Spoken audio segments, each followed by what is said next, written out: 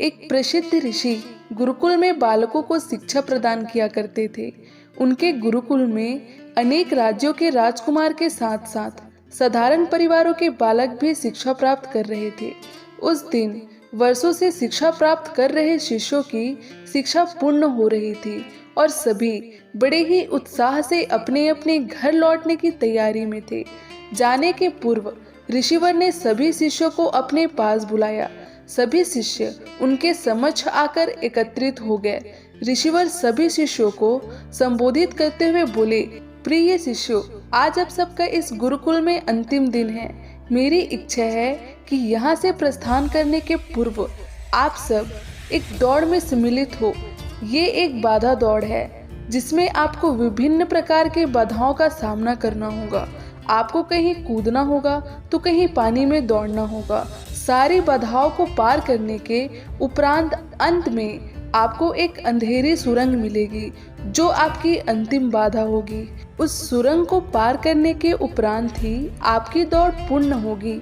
तो क्या आप सब इस दौड़ में सम्मिलित होने के लिए तैयार हैं? हम तैयार हैं, सभी शिष्य एक स्वर में बोले। दौड़ प्रारंभ हुई। सभी तेजी से भागने लगे।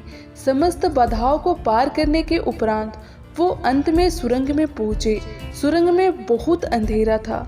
जब शिष्यों ने सुरंग में भागना प्रारंभ किया तो पाया कि उसमें जगह जगह नुकीले पत्थर पड़े हुए हैं। वे पत्थर उनके पांवों में चुभने लगे और उन्हें असहनीय पीड़ा होने लगी। लेकिन जैसी तैसी दौड़ समाप्त कर वे सब वापस ऋषिवर के समक्ष एकत्रित हो गए। ऋषिवर ने उनसे कुछ प्रश्न किया। शिष्यों, आप सब में से कुछ लोगों ने दौड़ पूरी करने में अधिक समय लिया और कुछ ने कम। भला ऐसा क्यों? उत्तर में एक शिष्य बोला, गुरुवर, हम सभी साथ साथ ही दौड़ रहे थे, लेकिन सुरंग में पहुंचने के बाद स्थिति बदल गई। कुछ लोग दूसरों को धक्का देकर आगे निकलने में लगे हुए थे तो कुछ लोग संभल कर आगे बढ़ रहे थे।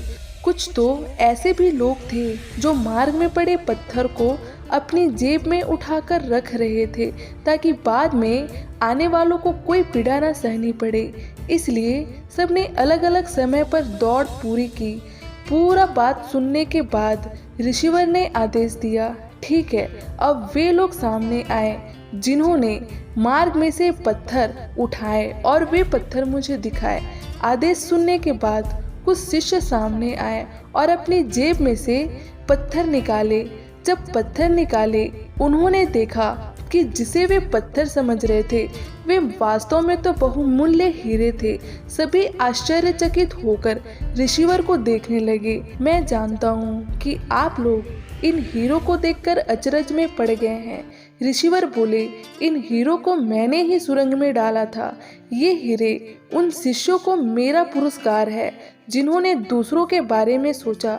शिष्यों, यह दौड़ जीवन की भागम भाग को दर्शाती है, जहाँ हर कोई कुछ न कुछ पाने के लिए भाग रहा है, किंतु अंत में समृद्धि वही होता है जो इस भागम भाग में भी दूसरों के बारे में सोचता है और उनका भला करता है। अतः जाते जाते ये बात गांठ बांध ले कि जीवन में सफलता की इमारत खड़ी करते समय उसमें परोपकार की ईंटें लगाना ना भूले।